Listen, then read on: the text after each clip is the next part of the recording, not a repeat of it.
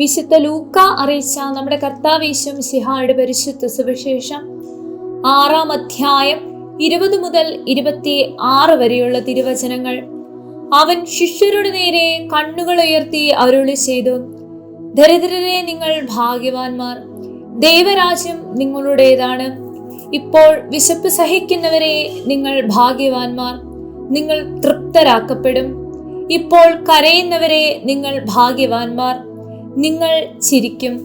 മനുഷ്യപുത്രൻ നിമിത്തം മനുഷ്യർ നിങ്ങളെ ദ്വേഷിക്കുകയും പുറംതള്ളുകയും അവഹേളിക്കുകയും നിങ്ങളുടെ പേര് ദുഷിച്ചതായി കരുതി തിരസ്കരിക്കുകയും ചെയ്യുമ്പോൾ നിങ്ങൾ ഭാഗ്യവാന്മാർ. അപ്പോൾ നിങ്ങൾ ആഹ്ലാദിക്കുവിൻ, സന്തോഷിച്ചു കുതിച്ചു ചാടുവിൻ. സ്വർഗത്തിൽ നിങ്ങളുടെ പ്രതിഫലം വലുതായിരിക്കും. അവരുടെ പിതാക്കന്മാർ പ്രവാചകന്മാരോട് ഇപ്രകാരം തന്നെയാണ് പ്രവർത്തിച്ചത്.